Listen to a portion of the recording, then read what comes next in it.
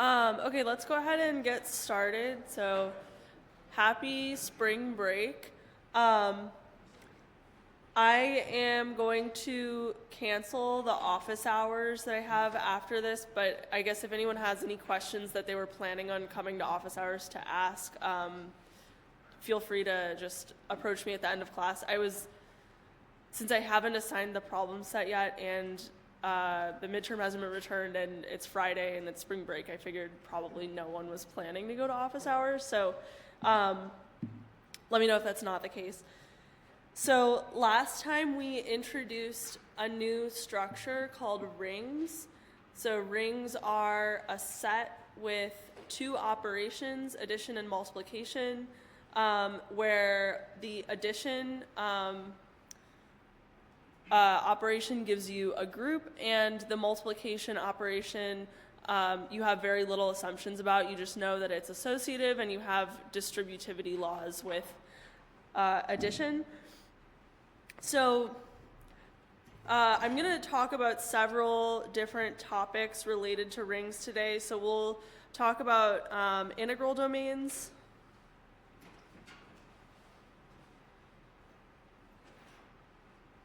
So these are rings where the cancellation property does hold. So in a ring in general, you don't have multiplicative cancellation, but for integral domains, you do. We're also going to talk about something called the characteristic of a ring.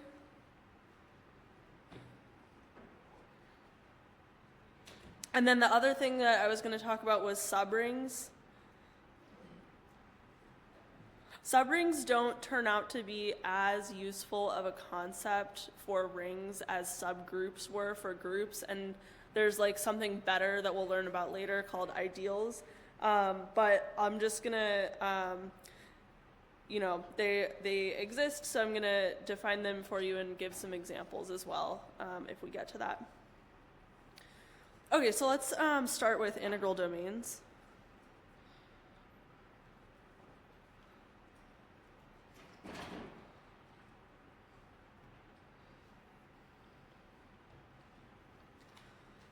So I'm going to give you a definition to start with. So this is something that can happen in any ring.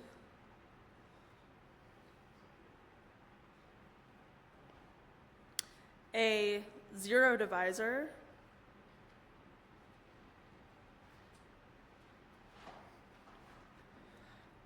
is a non-zero element A in your ring, and we're going to specify that the ring is commutative. So a non-zero element A in a commutative. So that means the multiplication is commutative. Ring R such that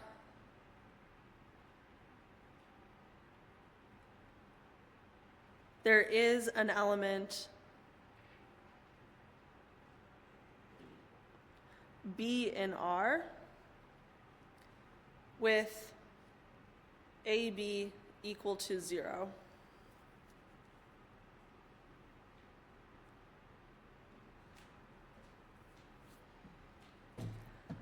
Okay, so if you have an element A in your ring such that you can multiply it by something else and get 0, then that thing is called a zero divisor. So here's an example. So I'll just tell you that the ring Z6 has zero divisors.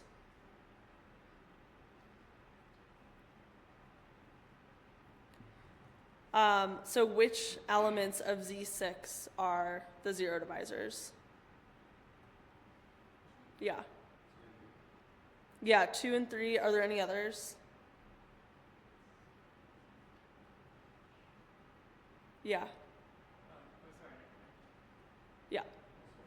Yeah, 4 also. So let's see why. So 2 times 3 is equal to 6, which mod 6 is equal to 0.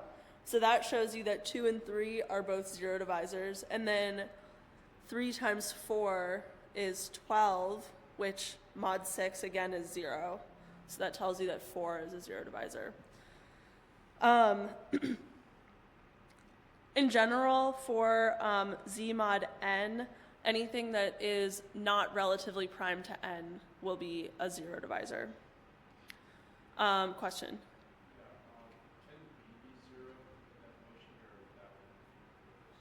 Oh yeah, we want b to not be 0.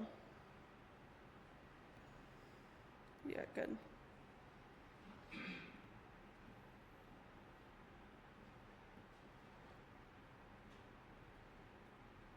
Okay, good. Are there other questions?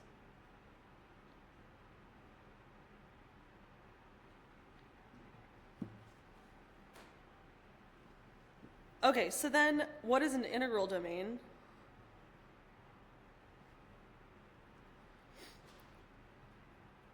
An integral domain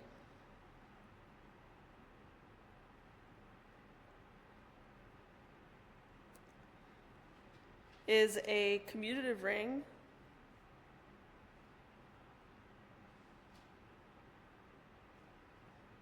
with, we're going to assume that it has a unity. So recall that a unity is a multiplicative identity, and we also talked about at the end of last lecture that if it has a unity, then the unity is unique. So it's going to be a commutative ring with unity and no zero divisors.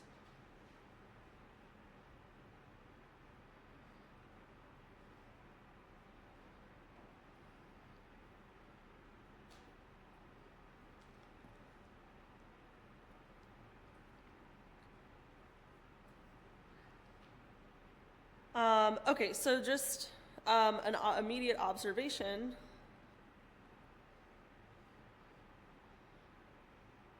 This means that if a times b is equal to 0 in an integral domain, then since there's no zero divisors, that means that automatically either a is equal to 0 or b is equal to 0.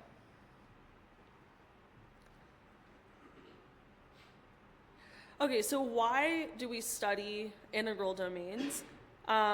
This is sort of a useful restriction on the class of all rings, just because it better describes many familiar examples, such as the integers, right? So here we get that the multiplication is commutative, so there's nothing too wacky going on there. And you also have a multiplicative identity, which is often useful, and you don't get any zero divisors, which is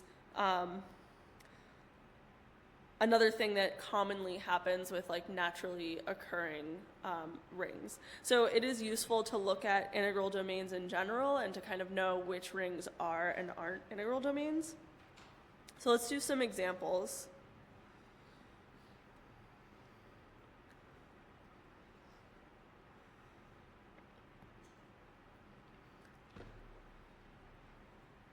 Okay, so I'm just going to list some rings, and you can tell me whether or not they are integral domains.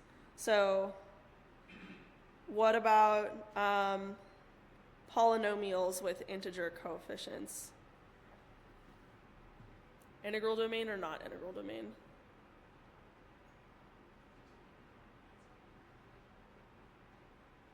Yeah. Can you multiply two polynomials and get 0?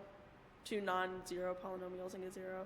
Yeah, and it's commutative and you have the unity. So this one is an integral domain. What about z mod n? Yeah, so we just saw an example when n was 6 where this had zero divisors, so this is not an integral domain in general. But what about zp, where p is prime? Yeah, so this one will be an integral domain. Um, other examples. Okay, what about if I take the integers and I direct sum it with the integers? Is this one an integral domain or not an integral domain? No, why? Yeah, so we have zero divisors. So I could take 1 comma 0 and multiply that on 0 comma 1. So we defined for the direct product, the multiplication is component-wise. So this is equal to 1 times 0 comma 0 times 1, which of course is just 0, 0. And in this ring, 0, 0 is the additive identity. So that is this plays the role of 0 in this ring. Okay, so this one's not an integral domain.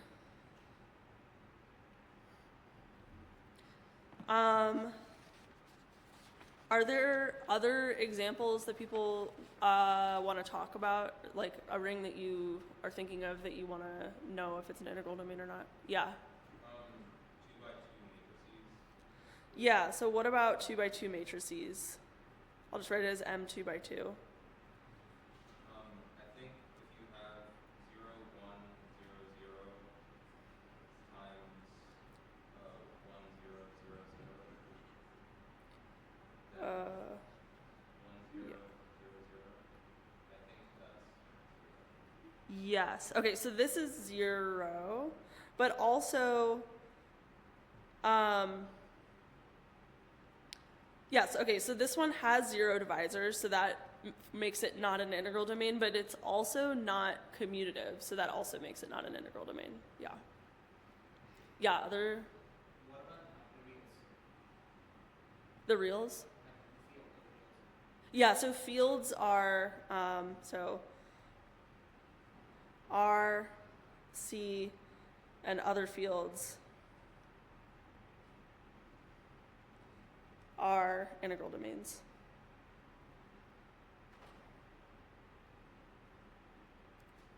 Yeah.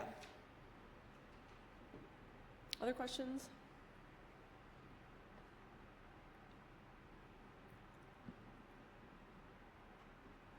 Okay, so I promised you that integral domains satisfied like a cancellation property, so let's see why that's true.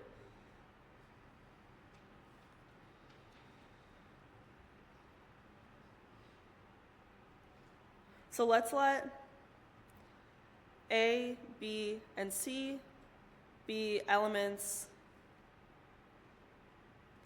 of an integral domain which I'll call R. Okay, then if A is not equal to 0 and we have that AB equals AC, then B is equal to C. Okay, so I'm going to give you a few moments to think about how to prove this, and then we will go over the proof together.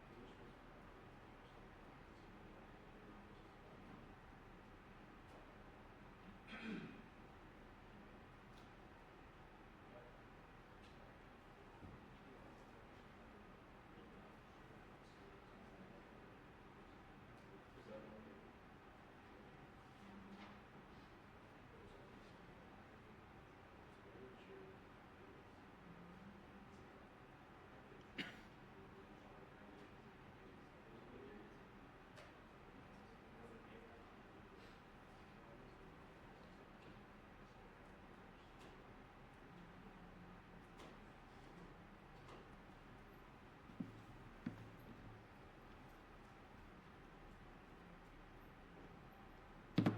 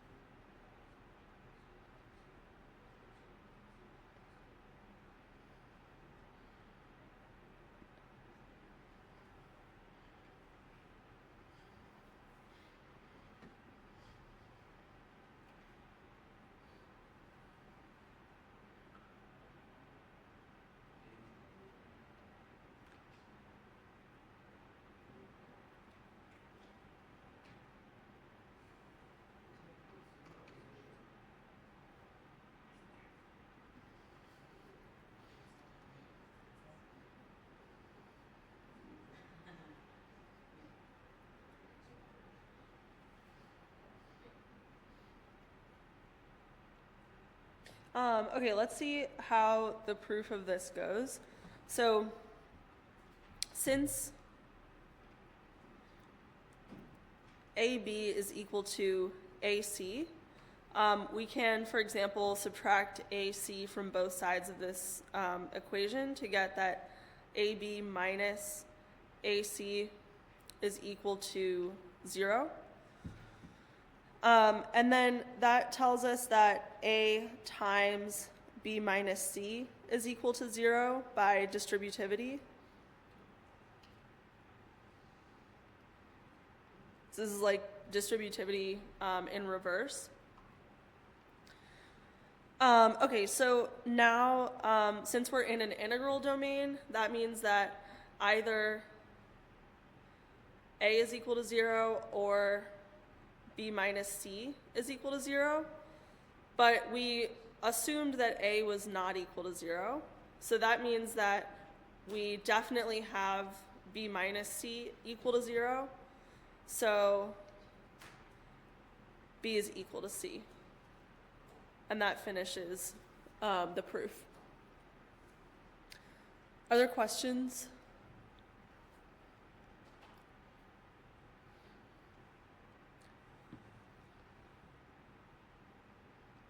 Okay, so for today, that's all that we have about integral domains, but we will see more about them as we dive further and further into rings. So another thing that I wanted to talk about today was something called the characteristic of a ring.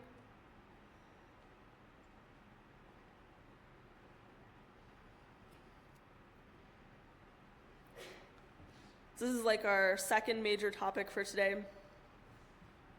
So you can think of this kind of like the order of a group, but it's a little bit of a generalization of that.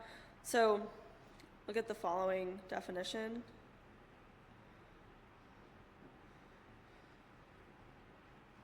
The characteristic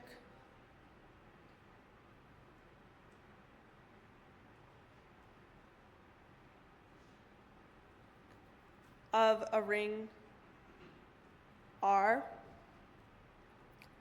is the least positive integer n such that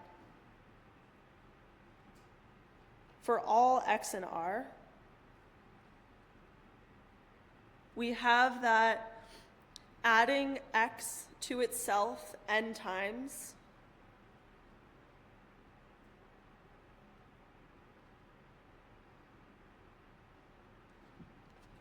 is equal to 0.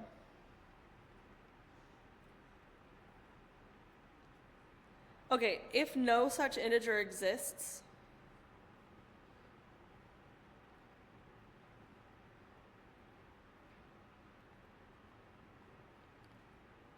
we say that it has characteristic 0. So, and we also write the characteristic like this. You would say char of r is equal to 0. And in this case, you'd have char of r equal to n.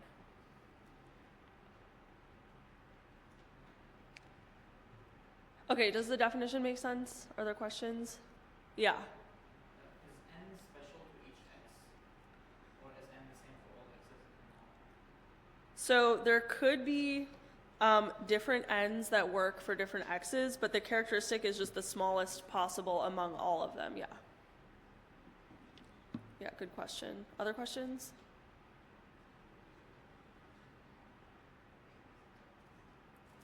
Okay, so let's see an example.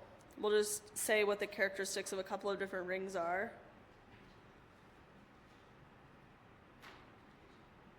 So what are the characteristic of z, the characteristic of z mod n, and the characteristic of polynomials with coefficients over z mod 2? So what is the characteristic of z, of the integers? Yeah. I have a question about the characteristic. Yeah. What happens if x is 0? Okay, so we want this,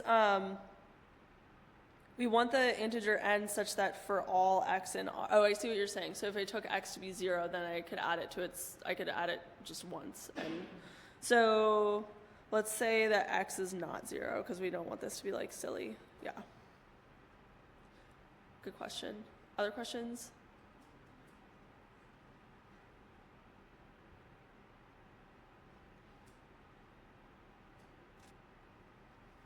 Okay, so what is the characteristic of z, of the integers? Anyone? Yeah. Yeah, so this is 0, right?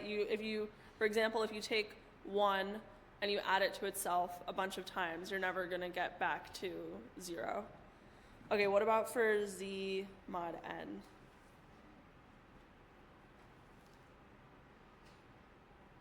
Yeah. Yeah, so this would be n.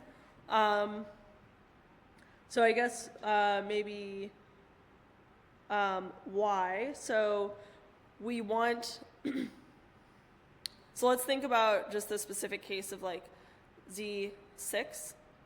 So we have that, say, 3 plus 3 is equal to 0. We have 2 plus 2 plus 2 is equal to 0. And we also have that 1 plus 1 plus 1 plus 1 plus 1. How many do I have? That is 0. Okay, so why isn't 2 the characteristic?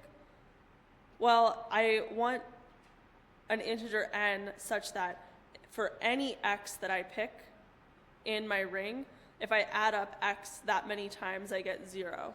So 2 is not the characteristic because 1 plus 1 is not equal to 0 in this ring. So the best possible thing that we can do would be 6 in this case. Yeah. Does that make sense? Okay, what about this one? Polynomials with coefficients over z mod 2. Yeah. Yeah, so this would be 2. Okay, so y, if I had a polynomial and I add it to itself, let's consider like what is the coefficient on the term x to the k. Well, either it's 0, and then when I add the polynomial to itself, this stays 0, or it's 1, and then when I add this polynomial to itself, these x to the k terms will cancel each other. So for any polynomial in here, if I add it to itself, it will be 0. Okay, good. Are there questions or other examples you want to talk through?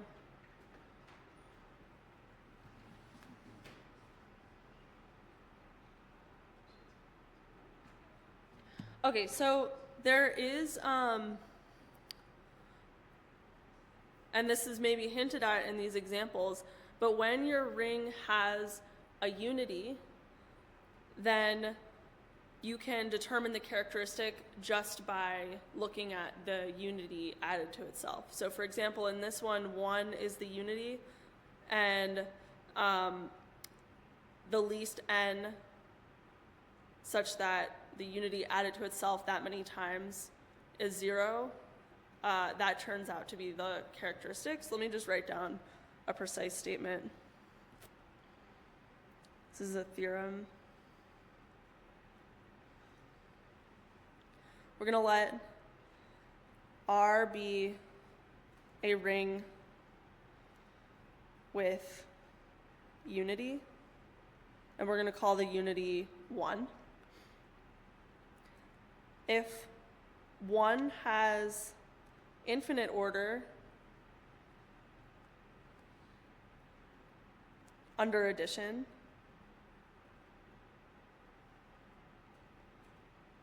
so recall that addition is a group, and so it makes sense to say what is the order of an element under addition. So if 1 has infinite order under addition, then the characteristic of R is equal to 0.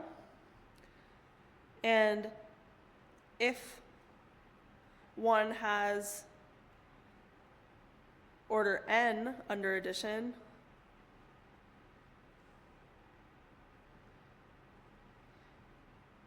then the characteristic of R is equal to that number n.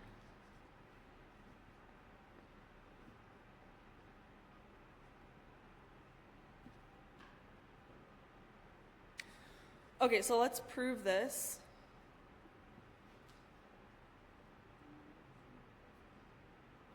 Let's start with the first part. So why is the characteristic of R 0 if 1 has infinite order?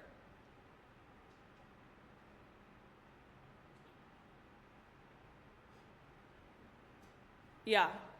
Then 1 is some element in R that can never reach 0, no matter how many times I add it to itself. Yeah, so the element 1, no matter how many times I add it to itself, you never get 0, and so that means that there's no number n such that for all x I'm going to achieve that. So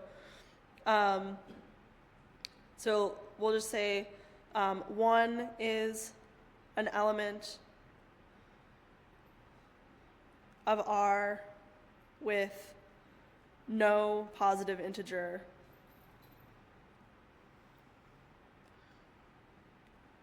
n such that, by the way, the book uses this notation, which I feel conflicted about, but is sometimes useful. So they'll write n.1 to mean 1 added to itself n times.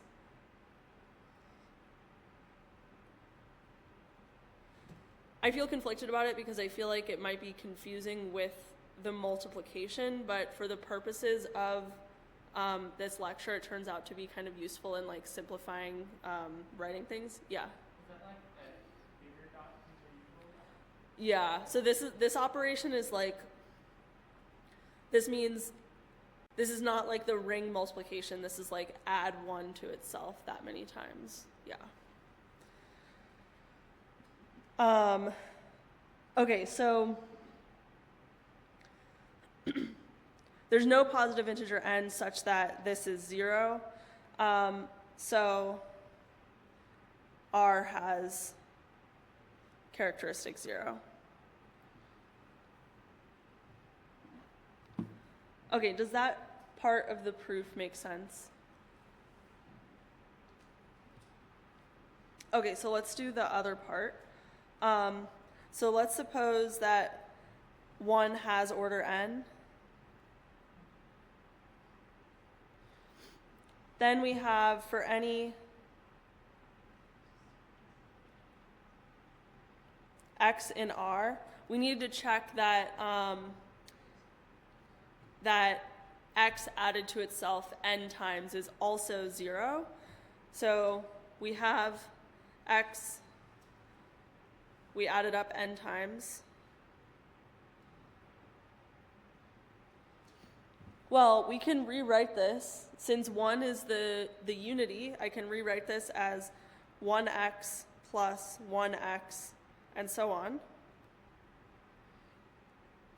And then by distributivity, I can factor out all of these 1s. But then we know that 1 added to itself n times is 0. So this is 0 times x, which is 0.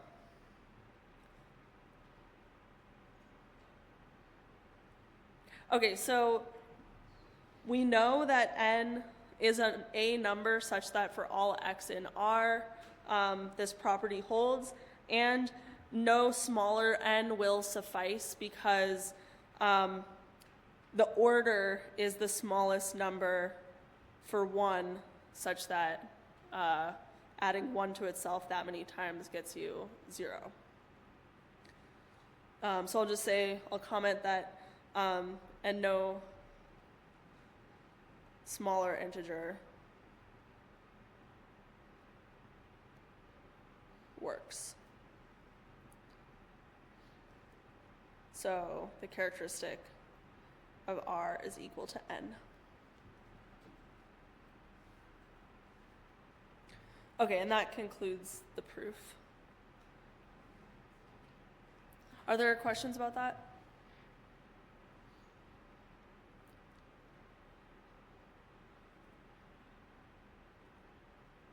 Okay, so let's look at what the characteristic of an integral domain can be. So we get another theorem.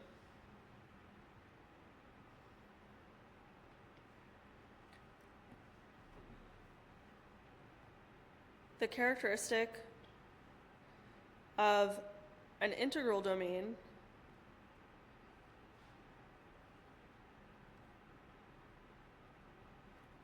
is either 0 or prime.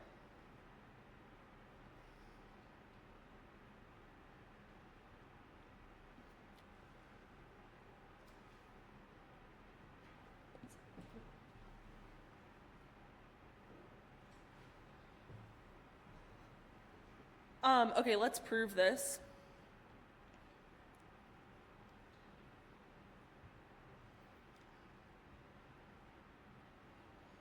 So we're going to use the theorem that we just proved, and we're going to look at the additive order of 1. Okay, so if the order of 1 is infinite, then the characteristic of our ring is equal to 0. So let's suppose that we're in the other case. So let's suppose the order of 1 is n. Okay, then we need to prove that n is prime. So how do we do that? Let's suppose I can write n as the product of two integers s and t. Then I will show that the only way that this can happen is for one of s and t to be 1 and for the other one to be n. And that will show that n has to be prime. Okay, so how do we do this? We have that 0 is equal to n times with the fat dot 1. So that means adding up 1 n times. And this is st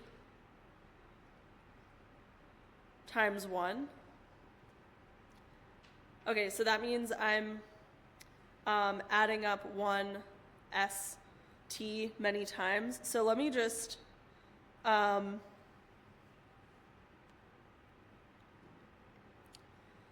going to group my, okay, so what is this? This is like 1 added up many times. So I'm going to group these in a suggestive way. So I'm going to have little groupings of t many ones at a time.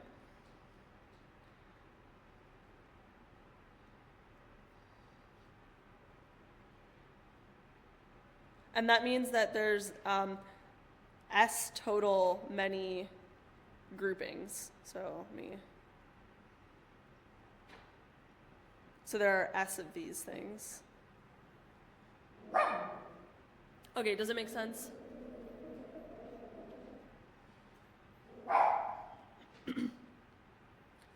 So in the parentheses, each of these things is t copies of 1.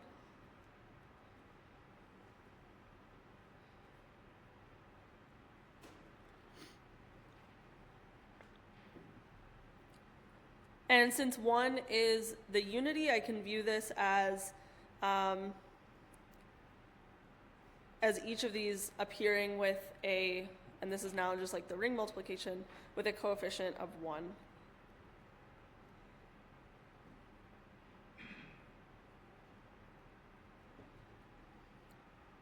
Okay, and then by distributivity, I can pull out all of these t bullet 1 coefficients, and I'm left with 1 added to itself s many times.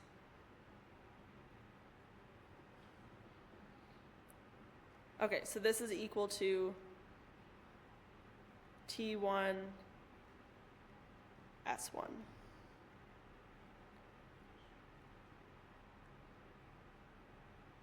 Okay, so hopefully I've explained it in a way that makes sense. The book jumps straight from this equality to this equality, and I was kind of like, I don't know, I feel like more needs to be said there, but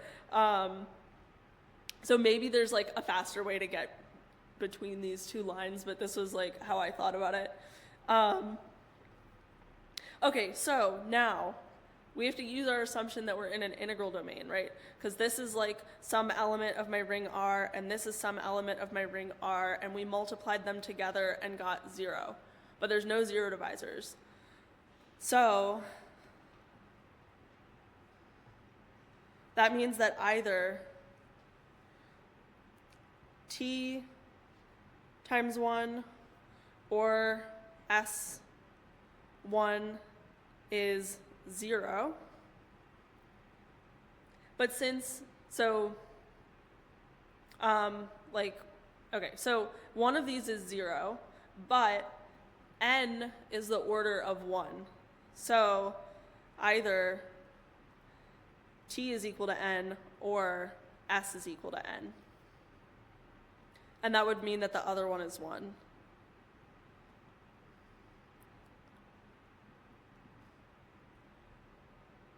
Does it make sense? So that forces that n is prime.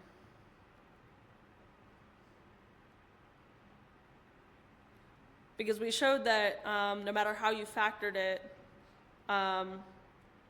you ended up showing that one of the factors had to be equal to n, and the other one had to be equal to 1. Okay, so that finishes the proof.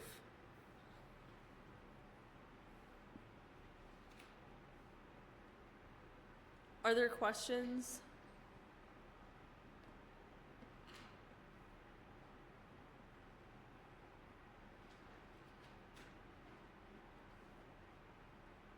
Okay,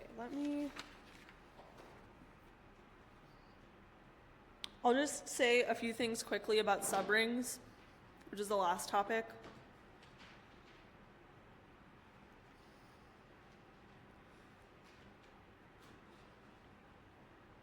So as you may predict, a subset S of a ring R is a subring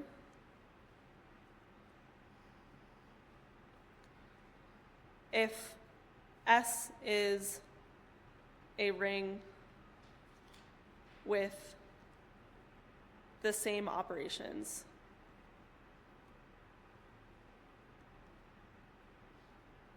As R. Okay, so hopefully this definition isn't surprising at this point. It's just like, I feel like this comes up anytime you define an object in math, you'll have a sub-object that's just like that thing, but living inside of the larger one. Okay, and then we have a subring test.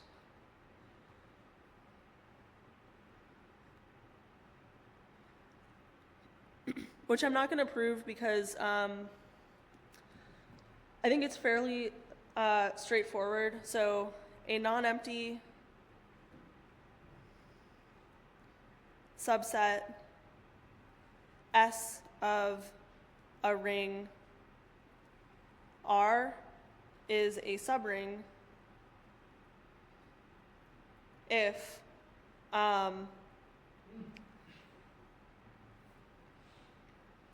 so for all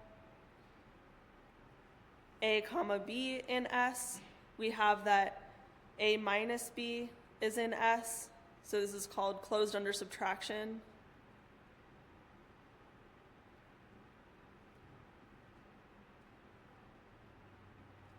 And we also have that AB is in S, so it has to be closed under multiplication.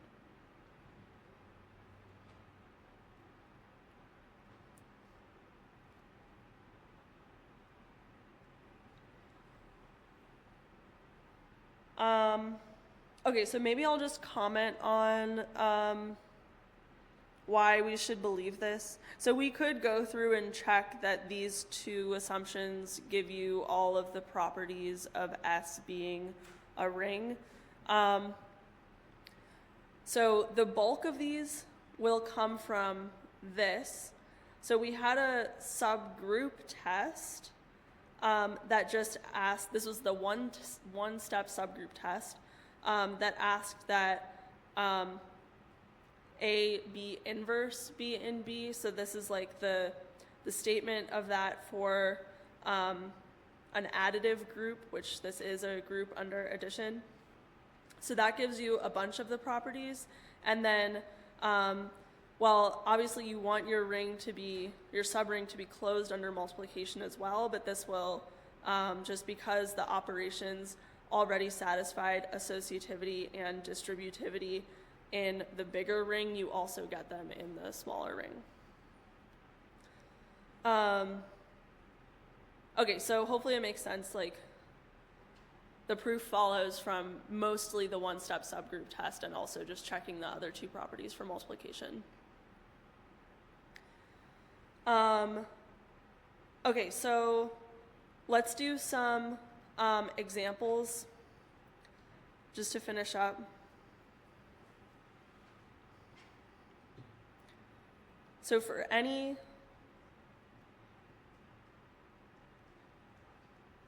ring R, you have the following two subrings. So you have the set just containing 0, which is the trivial subring. And you have all of R, which I don't think has a special name. But these are both subrings of your ring R. Another example, so I think this is kind of an interesting one. So you can check that 0 to 4 is a subring of Z6. Okay, so if we add or subtract these elements from each other, then we stay inside of this set, and also if we multiply these elements together, we stay inside of this set. So this is a subring. what I think is interesting about this example is, so in this ring, you have a unity, which is 1. And let's just recall that a unity is a multiplicative identity. So it's a guy such that when I multiply him on anything, I just get back that original thing. And you can check that in this one, 4 is the unity. So let's just see this really quick. So 4 times 2, if 4 is the unity, should come out to be 2. So this is 8, but then mod 6, that's 2. And then obviously 4 times 0 is 0, and then 4 times 4, we should also get that this comes out to 4. So this is 16, but then mod 6, this gives back 4 as well. So this is like maybe further motivation for studying integral domains, because when you have zero divisors, you have these like pathological examples where like, right, like the unity isn't the same inside of a subring. I think that's like pretty weird.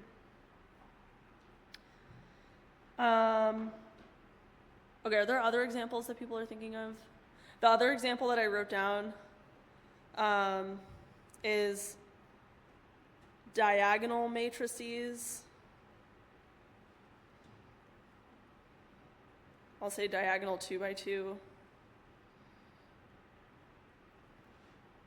matrices inside of 2 by 2 matrices.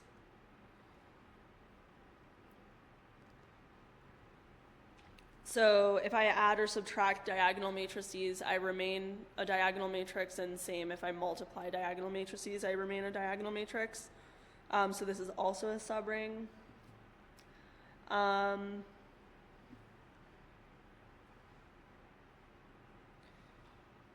Yeah, are there other examples that people want to think about? Okay, if not, I hope you have a good spring break, and I will see you in a little over a week.